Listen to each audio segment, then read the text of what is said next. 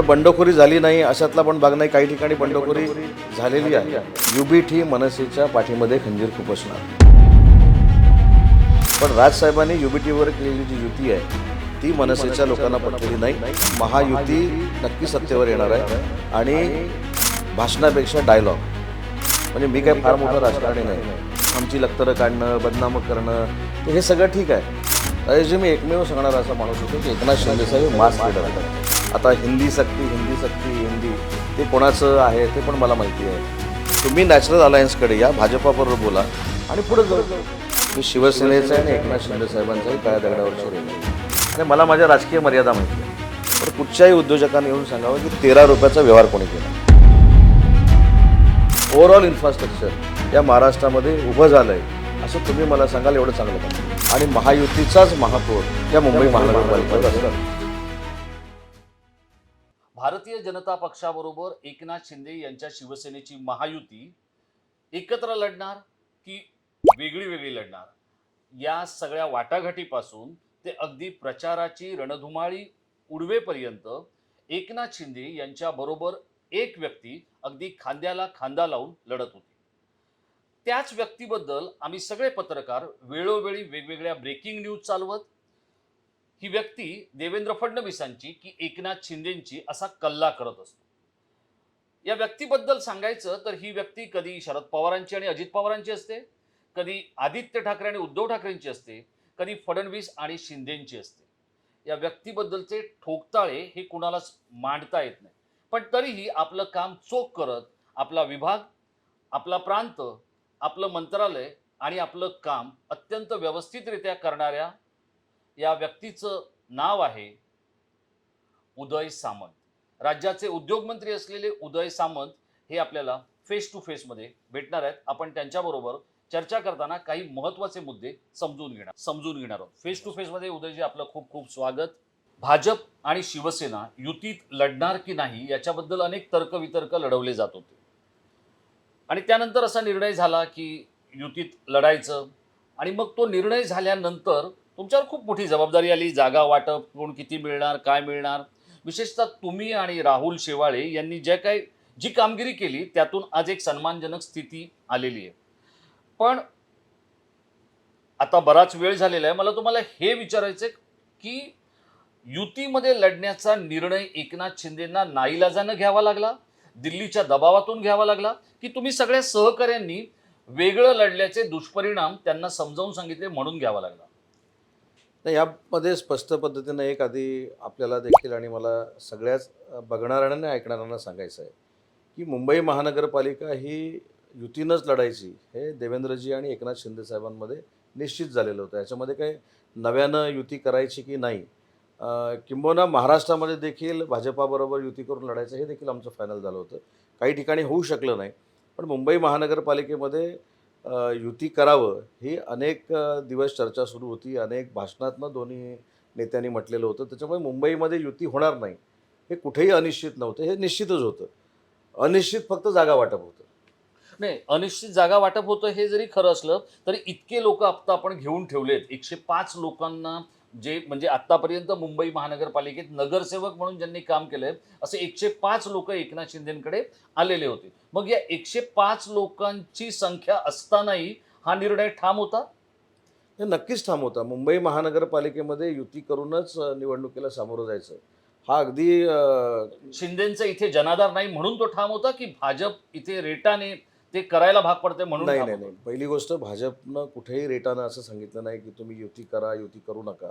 दोन्ही नेत्यांमधलं अंडरस्टँडिंग होतं की मुंबई महानगरपालिकेला सामोरं जात असताना आपल्याला युतीनंच जायचं आहे. आणि राहिला विषय 102 आले, 105 आले. शेवटी पक्ष वाढवण्यासाठी ह्या सगळ्या लोकांना माननीय शिंदेसाहेबांच्या नेतृत्वाखाली आपण घेतलं. ते अतिशय चांगल्या पद्धतीनं काम करायला लागले. पण शेवटी तिकीट देत असताना शेवटी निवडून येणारा हा क्रायटेरिया देखील लावला जातो आणि त्याच्यामध्ये आम्ही सर्वे केले होते. अनेक लोकांशी आम्ही फील्डवर जाऊन ग्राउंड रियालिटी चेक केलेली होती. त्याच्यामुळे आम्हाला किती सीटपर्यंत जायचं हे आम्हाला नक्की माहिती होतं आणि भारतीय जनता पार्टीला देखील कितीपर्यंत जायचं हे माहिती होतं. आणि याच्यातनं अजून एक तुम्हाला मी मीडियामधला किस्सा सांगतो की ऑलरेडी माझ्या माहितीप्रमाणे भाजपच्या एका नेत्याने स्पष्ट केलेलं होतं की आम्ही 150 जागा लढणार आहोत.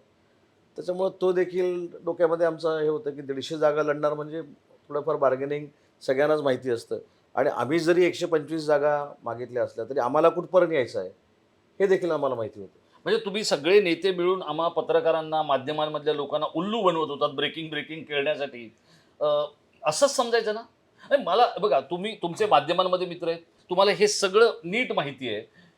तुम्ही काहीतरी विचित्र फिलर सोडून आम्हा लोकांना एका बाजूला खेळवून ठेवत होतात आणि तुम्हाला जे हवं तेच घडवून आणत होतात. असं घडलं होतं? नाही, नाही. पत्रकारांना उल्लू बनवण्याचा प्रश्नच नाही.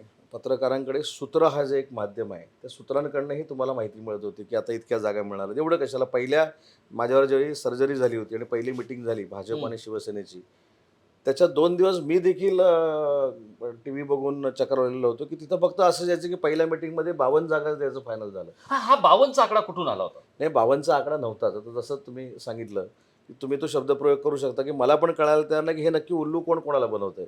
पण ज्यावेळी दुसऱ्या मीटिंगला डिस्चार्ज मिळाल्यानंतर मी गेलो, तिथं तसं वातावरणच नव्हतं. आणि म्हणून पहिलं आम्ही काय केलं, मी असेल, राहुल शेवाळे असतील, आशिषजी असतील किंवा अमित साटम असतील, आम्ही 100% युती होणार आहे, हे पहिलं प्रेस कॉन्फरन्स घेऊन जाहीर केलं. आणि प्रेसमध्ये असं सांगितलं, की आकडा काय आहे हा नंतरचा विषय आहे. पण 227 ठिकाणी महायुती लढणार आहे. त्याच्यामुळे एक वातावरण असं झालं, की आम्ही महायुतीतूनच लढतोय. परंतु 52 आकडा आला, नंतर 61 आला, नंतर 71 आला, नंतर 75 आला, नंतर 82 आला, 85 आला आणि शेवटी 90+1 91ला येऊन थांबला. त्याच्यामुळं हे बार्गेनिंग नव्हतं. जिथं ज्याला ताकद आहे हे लक्षात आलं, त्या जागा आम्ही सोडल्या. बरं बंडखोरी झाली नाही अशातला पण भाग नाही. काही ठिकाणी बंडखोरी झालेली आहे, हे देखील मला माहिती आहे. पण मी अगदी जबाबदारीनं सांगतो, की भाजप आणि शिवसेना आणि रिपाई मिळून आम्ही सन्मानजनक आकडा पार करू आणि महायुतीचाच महापौर या मुंबई महानगरपालिकेवर असेल. ही युती करताना उदय सामंत या मंत्र्यावर, नेत्यावर अधिक दबाव कोणाचा होता? एकनाथ शिंदेंचा होता? कारण यश मिळवण्यासाठी, युती होणं ही यश आहे. यश मिळवण्यासाठी दबाव कोणाचा होता? एकनाथ शिंदेंचा होता की देवेंद्र फडणवीसांचा होता? म्हणजे नाही दबाव कोणत्या नव्हता. कॅप्टनला आपण नाही, जस्टिफाय दबाव करायला दबाव पाहिजे? खरंच अजिबात नव्हता. पण माझा पक्ष कुठपर्यंत गेला पाहिजे, माझ्या पक्षाला कुठपर्यंत सन्मान मिळाला पाहिजे, हे थोडंफार आता 25 वर्षाच्या राजकारणामध्ये आपण समजू शकतो. एकंदरीत शिंदेसाहेबांच्या मनात काय आहे आणि दुसरीकडे देवेंद्रजींच्या मनात पण काय चाललं आहे, हे बऱ्यापैकी बैठकीनंतर आमच्या लक्षात आलेलं होतं. आणि जिथं आमच्याकडनं प्रश्न सुटायचा नाही, म्हणजे अगदी तुम्हाला त्याच्या पुढे जाऊन सांगतो, आमच्यामध्ये काही तू मैमै झाली अशातला भाग नाही. कधी आम्ही रागावलो, कधीतरी आशिषजी आमच्यावर रागावले. मग आम्ही काय करायचो, जेव्हा रागावण्याचा प्रश्न यायचा किंवा त्याचं उत्तर आम्ही शोधायचो, तर आम्ही सांगायचो आम्ही शिंदेसाहेबांना सांगतो, ते सांगायचे आम्हाला देवेंद्रजींना सांगतो. मग शिंदेसाहेब आणि देवेंद्रजींच्या देखील आज तुम्हाला सांगतो, की 4-4, 5-5 या संदर्भामध्ये बैठका झाल्या आणि दोन्ही नेत्यांना एवढ्यासाठीच मानलं पाहिजे, की आम्ही ज्यावेळी सांगायचो, कोर्टात चेंडू टाकायचो शिंदेसाहेबांच्या, साहेब तुम्ही ह्या जागेचं काय ते बघा. आशिषजी आणि अमितजी देवेंद्रजींना सांगायचे. तर त्या दोघांमध्ये एवढं अंडरस्टँडिंग होतं, चला ही जागा तुम्हाला पाहिजे ना, आम्ही आमच्या माणसाला समजवतो. ही जागा तुम्हाला पाहिजे ना, आम्ही BJPला समजवतो. अशा अंडरस्टँडिंगमध्ये ही युती झाली. पण तुम्हाला काही सूत्र जी पलीकडची असतील, अलीकडची असतील मला माहीत नाही. एक शिवसेना सन्मानजनक जागा घेत नाही, असा एक फेक नरेटिव्ह त्यांना सेट करायचा होता. म्हणून या सगळ्या बातम्या पसरवल्या जायच्या. त्याच्यामध्ये काहीच तथ्य नव्हतं. मध्येच कुणीतरी सांगितलं 75चा कॅप लावून टाकला. जर 91ला आम्ही गेलो तर 75चा कॅप लावण्याचा काही प्रश्नच येत नाही. त्याच्यामुळे कुठेही दिल्लीशी चर्चा झाली नाही. दोन्ही नेत्यांनी अंडरस्टँडिंगमध्ये इथेच ठरवलं. इथंच ठरवलं. मला एका वेगळ्या मुद्द्याकडे तुमचं लक्ष वेधायचं आहे. तुम्ही त्याच्यावर खूप सिन्सिअरली काम केलं. तुमची दोस्ती, तुमचा स्वभाव, तुमचं नेचर हे त्याच्यासाठी उपयुक्त ठरलं. पण राज ठाकरे तुमच्या तावडीतून, तुमच्या कचाट्यातून कधी सटकले? अरे, आधी पहिली गोष्ट राजसाहेब माझ्या तडाख्यातनं किंवा त्यांच्या तडाख्यातनं मी सटकलो असं कधीच झालं नाही. मी तुम्हाला एक गंमत सांगतो. ते येणारच नव्हते तुमच्यावर, हे तुम्हाला माहित होतं? नाही, नाही, ते येणार नव्हते. परंतु अजून एक सांगतो ना, ज्यावेळी माझं विश्व मराठी संमेलन झालं ना, हे बघा, माणसाच्या राजकीय जीवनामध्ये एकमेकाचे आम्ही राजकीय विरोधक असू शकतो. मी UBT सारखं करत नाही. हे असं आहे आणि तसं आहे, त्याचा बाप असा आहे, त्याची आई अशी आहे, असलं मी राजकारणात कधी केलं नाही. पण विश्व मराठी संमेलनाच्या बाबतीमध्ये असं झालं, की मी ठरवलं शिंदे साहेबांना आणि देवेंद्रजींना विचारून, की सांगता समारंभाला मी राज ठाकरे साहेबांना बोलवतो. आणि मी राजसाहेबांना फोन केला, की साहेब निमंत्रण पत्रिकेत नाव नाही आहे, तुम्ही याल का? ठीक आहे म्हटलं, तो सांगतो. 1 तासानं त्यांच्या PAचा मला फोन आला, की ते विश्व मराठी संमेलनाला येत आहेत. एक लक्षात घ्या, काही लोकं मराठीचं नाव नसतानाही त्यांनी नाव काही नसताना त्यांनी खिलाडी मान्य वृत्ती. केलं. मान्य केलं ना. उदयनं मला फोन केला, मराठी भाषेचा मंत्री म्हणून फोन केला. मग आम्ही निमंत्रण पत्रिका छापल्या. ते आले ना. पण आल्यानंतर स्वाभाविक आहे, की मंत्री म्हणून मी त्यांचे आभार मानायला जायला पाहिजे. ही माणुसकी आहे आणि त्या नात्यानं मी गेलो. तिथं कुठेही राजकारण नाही. नंतर परत अनेक वेळा त्यांच्याकडे गेलो आणि मी खिचडीचा जो विषय असायचा, ते प्रेमानं खिचडी खायला बोलवायचे. मग शिंदे साहेबांना सोबत असताना मी जेवायला होतो. याचा अर्थ पॉलिटिकली काही निर्णय तिथं झाले किंवा पॉलिटिकली काही चर्चा झाल्या. अनेक गप्पा अशा झाल्या, की ज्या त्यांच्याकडनं आम्ही अनुभवल्या. बाळासाहेबांचे किस्से अनुभवले, अनेक किस्से अनुभवले. पण त्याच्यामध्ये आता कसं आहे, की प्रत्येक वेळी तुम्हाला पण एखादी ब्रेकिंग लागते. मग मी बाहेर आल्यावर सांगायचो, की काही आमच्यात चर्चा झाली नाही. मग तुम्ही परत ते प्रश्नचिन्ह टाकायचे बाकीचे. राजसाहेबांबरोबर कसलीही चर्चा झाली नाही. पण राजसाहेबांची युती झाल्यानंतर मी पहिला सांगणारा होतो, तुम्ही चॅनल काढून बघा, की युबीटी मनसेच्या पाठीमध्ये खंजीर खुपसणार. आज आम्हाला कोण वाईट ठरवत असतील, राजसाहेब वाईट ठरवत असतील, अजून कोण वाईट ठरवत असतील. पण 3.5 वर्षापूर्वी माननीय एकनाथ शिंदे साहेबांनी जो उठाव केला, त्याचं प्रत्युत्तर राजसाहेबांना येईल. हे मी 52 जागा मिळायच्या अगोदर सांगितलेलं होतं. आणि आज मनसे जी दुसऱ्या पक्षांमध्ये शिफ्ट होते, याचं कारण आहे. तो काय राजसाहेबांवरचा राग आहे असं मी म्हणत नाही. पण राजसाहेबांनी युबीटीवर केलेली जी युती आहे, ती मनसेच्या लोकांना पटलेली नाही. म्हणून मनसेचे अनेक अदृश्य हात हे महायुतीबरोबर असणार आहे.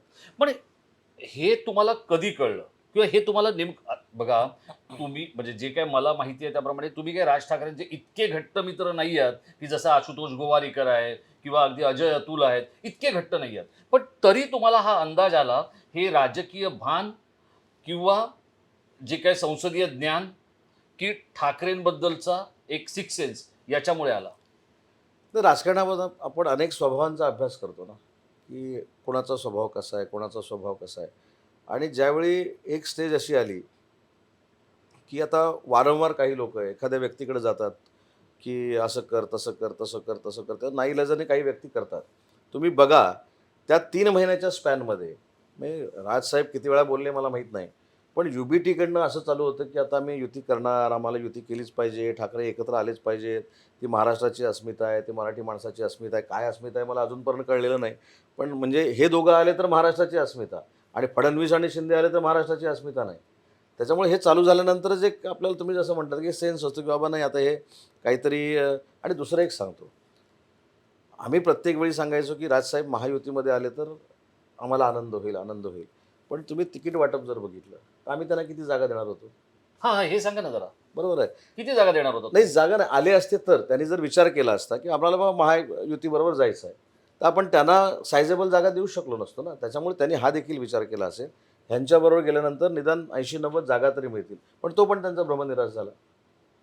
पण मग आता त्यांचा भ्रमनिरास झालाय, आता मुंबईकर किंवा मराठी माणसाचा भ्रमनिरास होणार नाही ना, एवढं तर तुम्ही, खात्री आहे तुम्हाला? मी तुम्हाला आज सांगतो, 16 तारखेच्या रिझल्टनंतर देखील आपल्या लक्षात येईल, की जो काही इव्हेंट केलेला आहे, हा इव्हेंट आहे.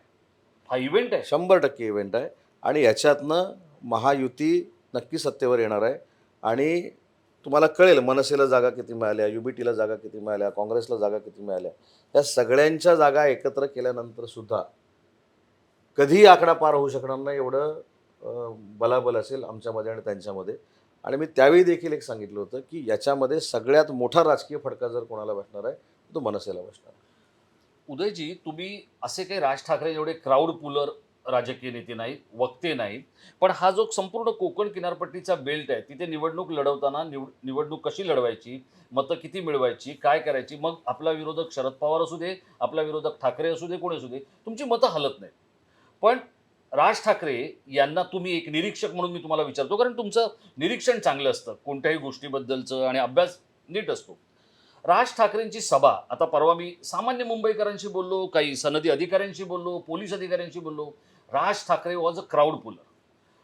पण त्यांनी जे केलेलं प्रेझेंटेशन, अदानीचं केलेलं, त्याने तुमच्या विभागाशी संबंधित आहे म्हणून म्हणतोय, अदानींबद्दल त्याने केलेलं जे काही दृकश्राव्य माध्यमामधलं जे काय सादरीकरण होतं, अप्रतिम होतं. इतकी अप्रतिम मतं मिळतील असं तुम्हाला वाटतं, की ती का मिळत नाहीत? काय होतं? कधी मिळाली ना नाही, आजपर्यंत? असं कसं? बघा, 13 आमदार आले. पक्ष बनवल्यानंतर उदयजी 13 आमदार निवडून आणणं ही छोटी गोष्ट नाहीये. नाही, 100% त्याबद्दल कोण 29 नगरसेवक पहिल्या महानगरपालिकेमध्ये त्यांनी निवडून आणले. ही छोटी गोष्ट नाहीये. हा, ते टिकले नाहीत. हां, माझं तेच म्हणणं आहे. ते का टिकत नाहीत? हे बघा, माझ्याकडे सुद्धा 25 वर्ष नगरपालिका माझ्या ताब्यामध्ये आहे. रत्नागिरी नगरपालिका असू दे किंवा जिल्ह्यातल्या सगळ्या नगरपालिका 99% आम्ही जिंकल्या. नगराध्यक्ष आम्ही केले. रायगडमध्ये जिंकलो. सिंधुदुर्गामध्ये कधी नाही तेवढं यश मिळालं. याचं एकमेव कारण भाषणापेक्षा डायलॉग, लोकांबरोबरचा डायलॉग, लोकांमध्ये जाण्याची पद्धत, अडचणीच्या वेळी उभं राहण्याची पद्धत, विकास कामं देण्याची पद्धत, म्हणून लोक विश्वास ठेवतात. जसं तुम्ही मगाशी सांगितलं की भाषणामध्ये त्यांचा हात धरू शकत नाही, हे काय आम्ही सांगायची गरज नाही. पण त्याच्यातनं अंमलबजावणी किती होते, ही पण लोकं विचार करत असतात. आणि मराठी माणसानं भाषण केल्यानंतर मराठी माणसं मतामध्ये कन्व्हर्ट होतात. ह्याच्यावर मी बोललो, तर अनेक राजसाहेबांच्या सभा एवढ्या मोठ्या झालेल्या आहेत. 6 विभागाच्या जर तुम्ही सभा बघितल्या असत्या, विधानसभेच्या पूर्वीच्या विधानसभेच्या अगोदरच्या, तर असं वातावरण होतं की सगळ्या विधानसभेच्या जागा दखल घेण्या एवढ्या मनसेच्या निवडून येतील, पण नाही आल्या ना. त्याच्या राजू पाटील एकच निवडून आले. त्याच्यामुळे मला असं वाटतं की भाषण करणं ही एक वेगळी कला आहे. त्याच्यात मिमिक्री करणं ही एक वेगळी कला आहे. ते आता काही नवीन लोकं त्याच्यामध्ये शिकायला लागलेली आहेत. ह्या सगळ्या वेगवेगळ्या कला आहेत. पण तुम्हाला लोकं किती स्वीकारतात? हा पण महत्त्वाचा मुद्दा आहे ना. आजही शरद पवार साहेबांचं आपण नाव घेतलं. आजही नाही म्हटलं तरी 288 मतदारसंघामध्ये शरद पवार साहेबांचं अस्तित्व आहे. त्यांचं वलय असेल, त्यांचं राजकीय आवाका असेल, त्यांनी उभी केलेली लोकं. लोकं असतील. मग हे करणं गरजेचं आहे. आज कोकण पट्ट्यामध्ये म्हणजे मी काही फार मोठा राजकारणी नाही. पण नगरपालिकेच्या निवडणुका झाल्या त्याच्यामध्ये अनेकांनी सांगितले की सगळे पडले. माझ्याकडे तर 32-0 झाले. हम्म. म्हणजे 3 जे आता पलीकडे निवडून आले होते ते पण आमच्याकडे येतील. त्याच्यामुळं लांजासारखी नगरपंचायत जी आमच्या ताब्यामध्ये कधीच नव्हती, ती माझ्या मोठ्या भावाच्या नेतृत्वाखाली तिथं आली. राजापूरमध्ये एकही नगरसेवक नव्हता, तिथे 10 नगरसेवक आपण जिंकलो. चिपळूण नगरपालिका, तुम्ही इतिहास बघा, चिपळूण नगरपालिकेमध्ये थेट शिवसेनेचा नगराध्यक्ष होण्याचं स्वप्नच कोणी बघितलं नसेल. चिपळूण आम्ही जिंकलो, महाड आम्ही जिंकलो, श्रीवर्धन आम्ही जिंकलो. त्याच्यामुळं कोकणामध्ये वंदनीय बाळासाहेबांना जो मानणारा वर्ग होता, तो 100% शिंदेसाहेबांकडे डायव्हर्ट झालेला आहे. असं कुठं होत नाही ना यांचं. आज भाषणामधनं ठीक आहे, भाषणामधनं टी व्हीवर दाखवणं, आमची लक्तरं काढणं, बदनामं करणं, ते हे सगळं ठीक आहे. पण लोकांना असं मला वाटतं, की आता हे पटत नाही. त्याच्यामुळे जो डेव्हलपमेंट करतो, जो लोकांमध्ये राहतो, त्याला लोकं मतदान करतात. आत्ता ह्या दोन्ही भावांबरोबर तुम्ही म्हणजे राज ठाकरेंबरोबर तुम्ही वेळ घालवला, तुम्ही त्यांच्याबरोबर काही बोललात, वाटाघाटी केल्या, त्यांना समजून घेतलं. उद्धव ठाकरेंच्या तर तुम्ही कोर टीममध्ये होतात. या दोन्ही भावांमधलं आता मी काय एवढं विचारतोय त्या ठाकरेंबद्दल, कारण सध्या ट्रेंडिंग ठाकरे आहेत आणि जे ट्रेंडिंग असतं ते करायचं असतं. तुम्ही स्वतः उद्योगमंत्री आहेत, तुम्हाला माहिती आहे की जे उत्पादन हवं आहे तेच निघावं असा उद्योजकांचा प्रयत्न असतो. माझाही तोच आहे. या दोन भावांमधलं वेगळेपण तुम्हाला काय जाणवलं? कारण तुम्ही अत्यंत जवळून ते पाहिलेलं आहे. नाही, वेगळेपण साधा किस्सा तुम्हाला सांगतो ना, 3.5 वर्षापूर्वी ज्यावेळी एकनाथ शिंदेसाहेबांनी उठाव केला आणि मी पहिले 3 दिवस तिथे होतो. त्यावेळी मी एकमेव सांगणारा असा माणूस होतो, की एकनाथ शिंदेसाहेब हे मास लीडर आहेत. एकनाथ शिंदेना आपण सोडूया नको. एकनाथ शिंदेसाहेबांची मनातली इच्छा नॅचरल अलायन्स करायची आहे. ती आपण करूया हे सांगणारा 3 दिवस मी होतो. पण काही वेळा पटायचं, काही वेळेला पटायचं नाही. त्याच्यामुळे शेवटी नेत्यानं स्वतःचे निर्णय स्वतः घ्यायचे असतात. किती आमचं ऐकावं, न ऐकावं. त्याच्यामुळे जे नुकसान झालं ते झालं नसतं ना. त्याच्यामुळे तुम्ही आता स्वभाव बघा. मी 3 दिवस सातत्यानं सांगत होतो. मी असेन, आमचे दादा भुसे असतील, आमचा गुलाबराव पाटील साहेब असतील, आम्ही 5 मंत्री तिथं होतो. आम्ही 2-2 तासाने सांगायचो, की साहेब एकनाथ शिंदे साहेबांना परत आणा. आणि ही आमच्या मनातली देखील इच्छा आहे, की आपण नॅचरल अलायन्सकडे जाऊया. त्यांना पटायचं, पण नंतर ते बदलायचं. त्याच्यामुळे त्या स्वभावाचा थांगपत्ताच कधी आम्हाला लागला नाही. त्याच्यामुळे तो स्वभाव नक्की काय आहे मला तर म्हणजे मी होतो नक्की. त्यांच्या अनेक विकास कामाच्या कमिट्यांमध्ये होतो. आता हिंदी सक्ती, हिंदी सक्ती, हिंदी ते कोणाचं आहे ते पण मला माहिती आहे. त्या कमिटीचा म्हणजे मंत्री मी होतो. ती कमिटी कशी नेमली गेली, त्याच्यामध्ये हिंदी सक्ती कशी आणली, याचा मी साक्षीदार आहे. त्याच्यामुळं स्वभावाचा थांगपत्ता लागत नाही एवढं नक्की आहे. मित्रहो, हे तेच सद्ग्रस्त आहेत की ज्यांनी जाण्याच्या आदल्या दिवशी आदित्य ठाकरेंबरोबर फ्रँकी शेअर केली होती. बरोबर आहे. बरोबर आहे? दोन्ही चिकन आणि व्हेज पण. आदित्य ठाकरे हे आता मुंबई पाहतायत. आदित्य ठाकरे आणि उद्धव ठाकरे या दोघांचं विजन, आदित्य ठाकरे आणि राज ठाकरे यांचं विजन हे मुंबईसाठी किंवा डेव्हलपमेंटसाठी तुम्हाला कसं वाटतंय? आधी फ्रँकीचा तुम्हाला किस्सा सांगतो. फ्रँकीचा किस्सा हा आज तुमच्या माध्यमातून पहिल्यांदा मी सांगणार आहे. मी त्यावेळी ज्यावेळी सेनाभवनला आलो, त्यावेळी माझ्या हातामध्ये एक पत्र देण्यात आलं आणि ठराव मांड म्हणून सांगण्यात आलं, की माननीय एकनाथ शिंदे यांचा निषेध किंवा रामदासभाई यांचा निषेध. त्या मी सांगितलं, मी काय ठराव-बिराव मांडणार नाही. हे ठराव तुमच्या तुम्ही मांडा. एवढं धाडस तुम्ही केलं? म्हणजे मी शिवसेना भवनमध्ये? सेना भवनला जाऊन साहेब मी सांगितलं. माझ्या चेहऱ्यावर, माझ्या हसण्यावर काही लोकं जातात, पण सेना भवनला मी एकटा गेलो होतो, अजून कोण नाही. मला हे म्हणजे ते तर ऐक, ते मला तुम्ही फ्रँकीचा किस्सा मला घ्यायचा आहे, पण हे धाडस, ही डेअरिंग, हे उदय सामंतसारख्या एका कल्चर बघा, आपल्याकडे कसं आहे राजकारणामध्ये काही प्रवाद आहे की जो असा रावड्या दिसतो, जो एकदम जोराजोरात बोलतो, सतत आई बहिणीवरून शिव्या देतो, लोक त्याला घाबरतात. पण सेना भवनमध्ये बसून ठाकरे सांगतायत ते नाकारण्या इतकं धाडस उदय सामंतमध्ये कुठून आलं? नाही, मी नाकारलं असं अकराळ विकराळ पद्धतीनं नाही नाकारलं. मी समजावून सांगण्याचा प्रयत्न केला. नंतर मी आदित्यजींच्या केबिनमध्ये येऊन बसलो. त्याच्यानंतर आदित्यजी तिथं आले. आदित्यजींनी मला सांगितले, की आता एकनाथ शिंदेसाहेब तिथे गेलेले आहेत. त्याच्यामुळे फार मोठी गॅप निर्माण झालेली आहे. त्याच्यामुळे नगर विकास विभाग असेल किंवा अन्य विभाग आहे, तुम्ही सांभाळा. हे पहिल्यांदा तुम्हाला मी सांगतो. त्यावेळी मी त्यांना त्यांच्या एंट्री चेंबरमध्ये सांगितलं, "साहेब, मला काही नको. माझ्याकडचं उच्च व तंत्र शिक्षण पण पाहिजे तर कोणाला तरी द्या. पण तुम्ही एकनाथ शिंदे साहेबांना परत आणा आणि मला साहेबांची भेट द्या." त्यांनी ठीक आहे 4 वाजता साहेबांची भेट देतो म्हणून सांगितलं. काय मला भेट मिळू शकली नाही. आणि मग सगळ्यांनाच भूक लागलेली होती. तिथे सुनील प्रभू होते, अनिल परब होते, विनायक राऊत होते, असे अनेक सगळे लोकं होते. सगळ्यांना भूक लागली. काही व्हेजवाले होते, काही नॉन व्हेजवाले होते. म्हणून दोन्ही प्रकारच्या फ्रँकी आणल्या होत्या. मी दोन्ही होतो. व्हेज पण खाल्ली, नॉन व्हेज पण खाल्ली. पण शेवटी नाही नाही, पण सांगितलं. तुम्ही आदित्य ठाकरेंबरोबर फ्रँकी शेअर केली हो ना. असं सांगितलं गेलं. नाही, फ्रँकी शेअर केली म्हणजे त्या ज्या आणलेल्या होत्या फ्रँकी त्यातली शेअर केली. ओके. आणि दुसरी महत्त्वाची गोष्ट आहे, की काही गोष्टी ह्या समजून घेतल्या पाहिजे. आपल्याकडे आमदार शिल्लक राहिलेले नाहीत आणि शिल्लक राहणार नाहीत, ही ज्यावेळी जाणीव होते, तेव्हा आपण काहीतरी 4 पावलं मागं आलं पाहिजे ना. ते कशासाठी झालं, काय झालं हे म्हणून सांगितलं. काहीच कोणाला कळलं नाही. पण लोकशाही ज्याला माहिती आहे, ज्याला नियम माहिती आहे, त्याच्या लक्षात यायला पाहिजे होतं, की बाबा एवढे सगळेच निघालेले आहेत आणि आपल्याकडे जर 50% पेक्षा जास्त आमदार निघून गेले, तर आपलं काहीच राहणार नाही. त्यांना बोलवलं पाहिजे आणि त्यांचा मुद्दा काय होता? मला मुख्यमंत्री करा, मला अजून काय करा, अजून काहीच नव्हतं. तुम्ही नॅशनल अलायन्सकडे या, भाजपाबरोबर बोला आणि पुढे जाऊ. तेच झालं नाही. पण फ्रँकी खाल्ली आहे निश्चित. देवेंद्र फडणवीस हे सगळं करत होते वगैरे इथपर्यंत ठीक आहे. उदय सामंत हे देवेंद्र फडणवीसांची परवानगी घेऊन त्या महासत्तांतरात गेले. शेवटचा जाणारा सद्ग्रस्त शिवसेनेचा हा उदय सामंत होता आणि मिळताना सगळ्यात महत्त्वाचं मंत्रालय मिळालं. आता पण असं म्हटलं जातंय की देवेंद्र फडणवीस आणि एकनाथ शिंदे यांच्यापैकी उदय सामंत नेमके कोणाचे आहेत? आणि एक तर आणि हे हे कसं काय घडलं म्हणजे, की देवेंद्र फडणवीसांनी सांगितलं तुम्ही गेलात किंवा त्यांच्याशी चर्चा करून तुम्ही गेलात आणि मग तुम्हाला इतकं महत्त्वाचा पोर्टफोलिओ मिळाला, एवढ्या उशिरा जाऊन.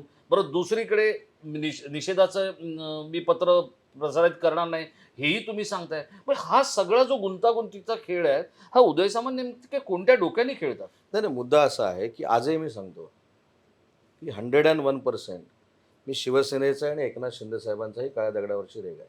परंतु माझे आणि देवेंद्रजींचे संबंध हे 2004 पासूनचे आहेत. 2004ला मी आमदार झालो, त्याच्या अगोदर ते आमदार झालेले होते. यूथ फोरम आमचा स्थापन केलेला होता. त्याला ते सहकार्य करायचे. त्यांच्याकडनं अनेक गोष्टी आम्ही सभागृहातल्या शिकलो. त्याच्यानंतर ते प्रदेशाध्यक्ष झाले तेव्हा मी राज्यमंत्री झालो. तरी देखील आमची मैत्री होती आणि मैत्री आहेच ना. देवेंद्रजींची आणि माझी मैत्री आहे. आज ते नेते आहेत आणि आज मुख्यमंत्री म्हणून शिंदे साहेबांनंतर सक्षमपणानं ते काम करत आहेत. त्याच्यामुळं मी देवेंद्रजींच्या जवळ किंवा पक्षात जाण्याचा काही प्रश्न येत नाही. देवेंद्रजींचे आणि माझे 20 वर्षाचे संबंध आहेत आणि शिंदे साहेबांनी ज्या पद्धतीनं मला महाराष्ट्रामध्ये फिरण्याची ताकद दिली. हे बघा, माझा चेहरा महाराष्ट्राला उच्च व तंत्रशिक्षण विभागाचा मंत्री असताना कळला. कधी? ज्यावेळी परीक्षा रद्द केल्या त्यावेळी. खरंय. बरोबर आहे. त्याच्या अगोदर उदय सामंतला माहीत नव्हता. म्हणजे परीक्षा रद्द केल्यानंतर एखादा कार्यकर्ता स्टेट लेव्हलला जातो हे मला त्यावेळी कळलं. आणि त्याच्यानंतर मला कानाकोपऱ्यात फिरण्याची संधी जर कोणी दिली असेल तर उद्योगमंत्री म्हणून एकनाथ शिंदे साहेबांनी दिली. 2 वेळा दिली. त्याच्यामुळे त्यांच्यावर नाराज असणं, त्यांना काहीतरी चुकीचं सांगणं किंवा त्यांच्या बाबतीत चुकीचं घडवणं हे होऊच शकत नाही. आणि मला माझ्या राजकीय मर्यादा माहिती आहे. पण मग तरी उदय सामंत यांच्याकडे 17 आमदार आहेत. उदय सामंत यांच्याकडे 21 आमदार आहेत. उदय सामंत हे आता तयारीत आहेत. ते कधीही तिकडे जाऊ शकतात. त्यांना उपमुख्यमंत्री पद मिळू शकतं. एक तर उपमुख्यमंत्री पदाला आपल्याकडे ज्या पद्धतीचा डेकोरम आहे, तो काही अगदी संविधानिक नाही आहे. ते काय नीटच नाही आहे ते. चला, ती एक समजूत आहे. तो एक समझोता आहे असं आपण समजूया. मग त्या पदासाठी आपली क्रेडिबिलिटी किंवा आपली विश्वासार्हता उदय सामंतां इतका मंजावा खिलाडी डावावर लावतोय? नाही, मुद्दा असा की आपलं नाव घेतात, दखल घेतात, ह्याच्यातच मी समाधानी आहे. माझ्याकडे किती आहेत, किती नाही आहेत, हे जाऊ दे, ह्याच्याशी काहीच माझा संबंध नाही. आम्ही एकनाथ शिंदे साहेबांचे शिवसैनिक म्हणून काम करतो, आमदार म्हणून काम करतो, असा डोक्यात विचार पण येणार नाही. पण आता काही लोकं सांगतात 25 आहेत. आपल्याला मोठं करतात ना, आपण कशाला हे करायचं? परंतु एक मात्र नक्की पुन्हा एकदा सांगतो, की ज्या पद्धतीनं शिंदेसाहेब ताकद देतात, त्याच्यामुळे हा विचार देखील डोक्यामध्ये शिवणार नाही, मनाला शिवणार नाही. काही लोक माझे हितचिंतक पण आहेत ना, मला डॅमेज करणारी, अशा पद्धतीने हे करून कदाचित बालिशपणानं विचार करणार की शिंदेसाहेब आणि माझ्यामध्ये दुरावा निर्माण होईल. असं काही होणार नाही. माझ्या परीनं जेवढं शिवसेनेसाठी आणि शिंदेसाहेबांसाठी करता येईल तेवढंही भविष्यात करत राहणार.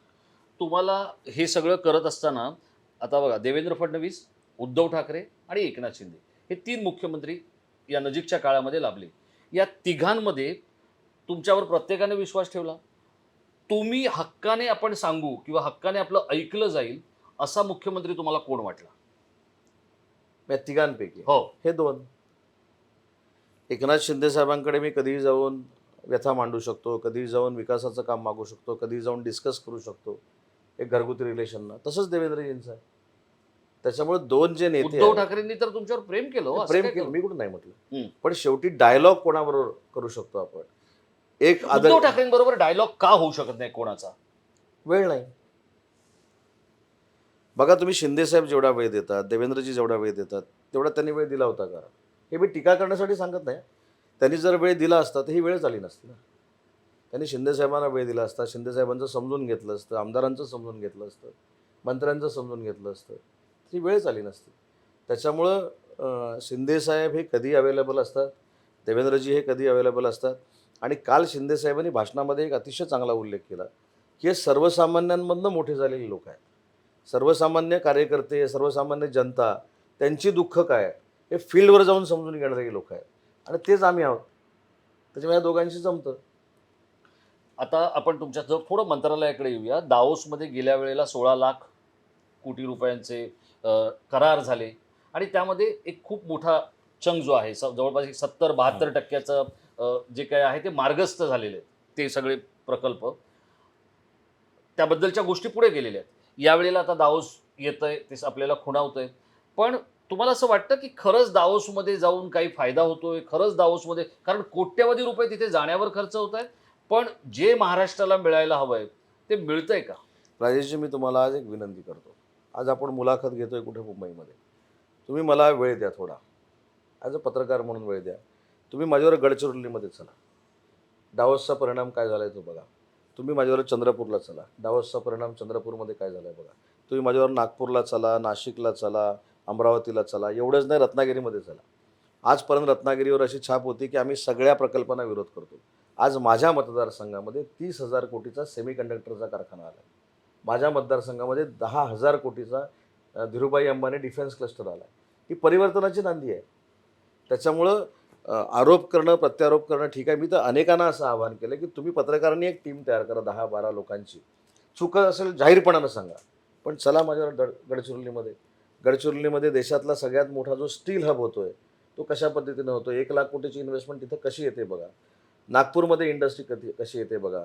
PM टेक्स्टाईल पार्कमध्ये इंडस्ट्रीचं कशी ग्रोथ होते बघा. बजाज नंतर छत्रपती संभाजीनगरमध्ये काही नव्हतं, सगळं ब्लँक होतं.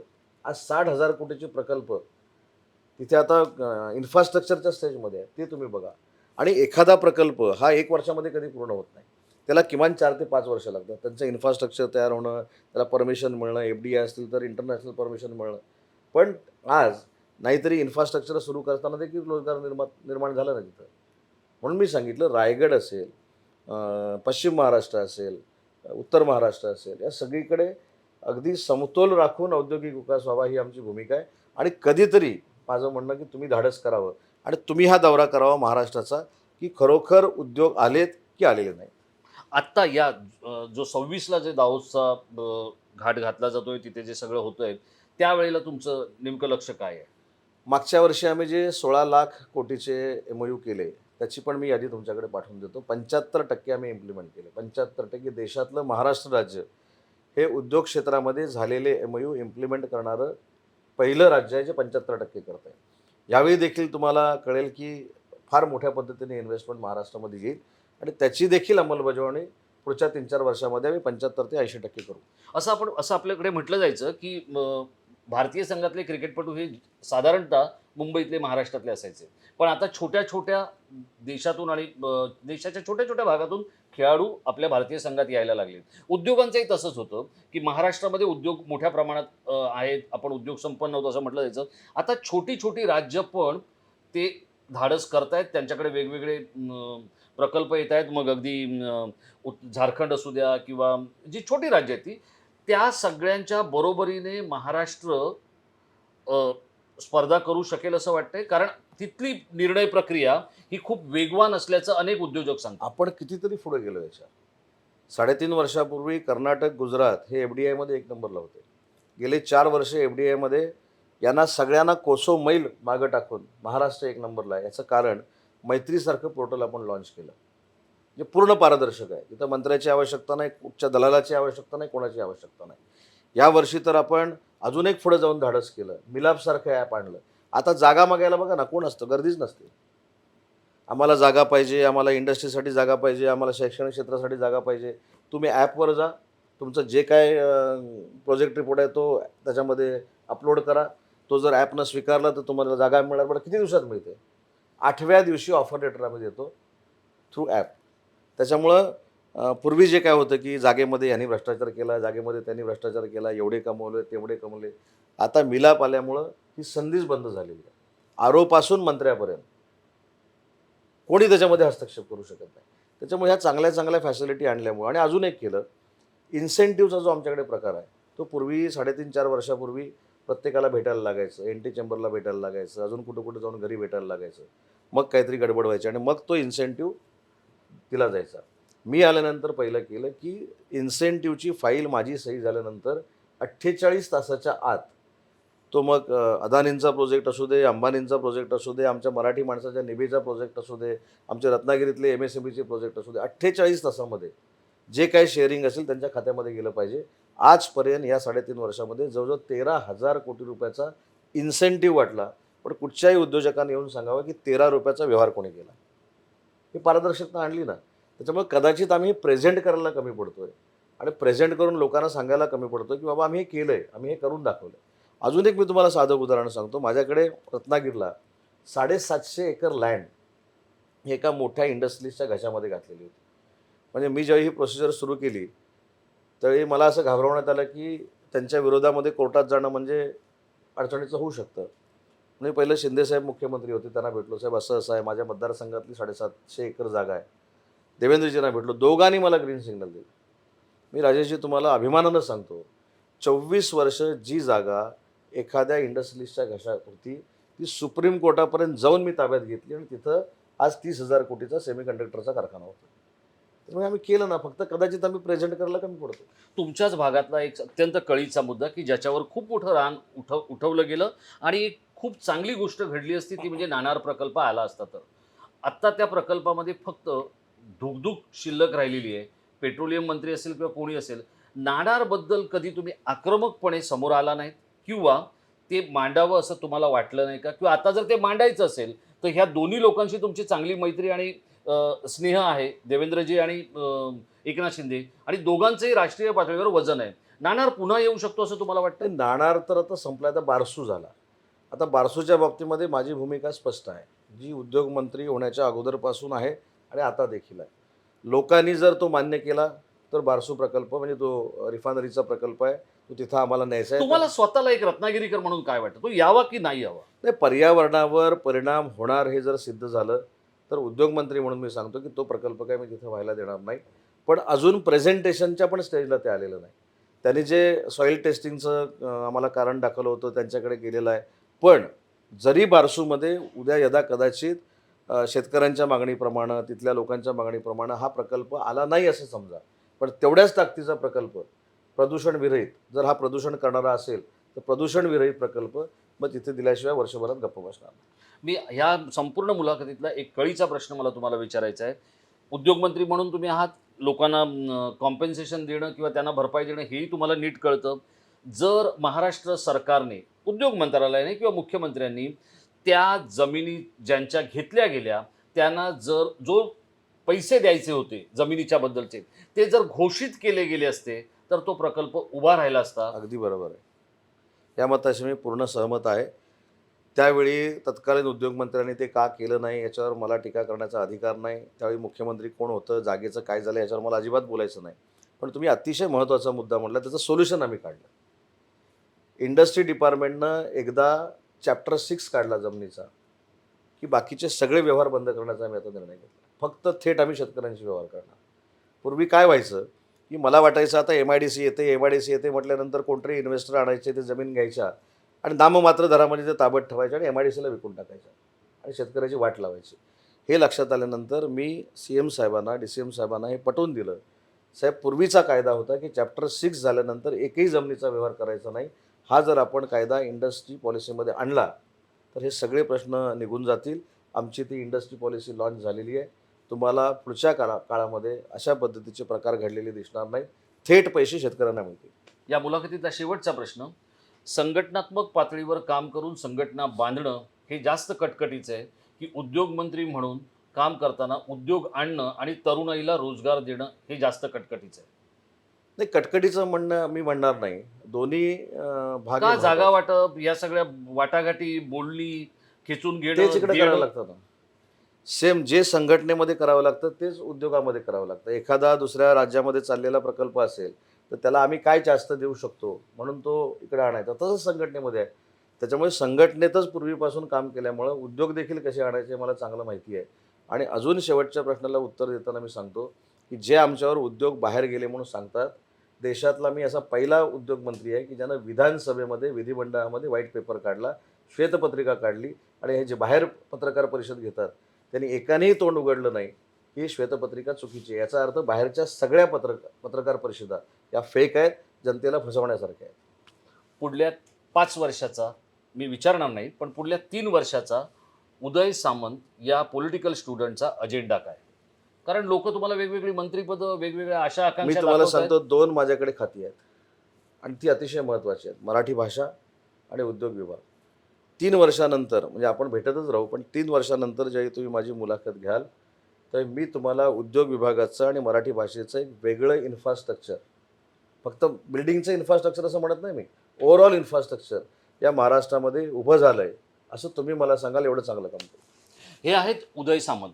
आपलं उद्योग मंत्रालयाचं काम करत असताना कोकण किनारपट्टीवरचा आपला राजकीय उद्योग आणि व्यवसाय हे दोन्ही नीट चाललं पाहिजे, आपल्या बरोबरच्या कार्यकर्त्यांचं सुद्धा तसंच चाललं पाहिजे असं समजणारे उदय सामंत आणि किरण सामंत हे कधी एकनाथ शिंदेंना आधार वाटतात तर कधी देवेंद्र फडणवीसांना आधार वाटतात. आपण त्यांना शुभेच्छा देऊया की येणाऱ्या भविष्यात आणि येणाऱ्या राजकारणात त्यांची ही विश्वासार्हता अशीच कायम राहो. उदयजी, आपण वेळात वेळ काढून या सगळ्या विषयावर धन्यवाद. भाष्य केलं त्याबद्दल आपल्याला खूप खूप धन्यवाद.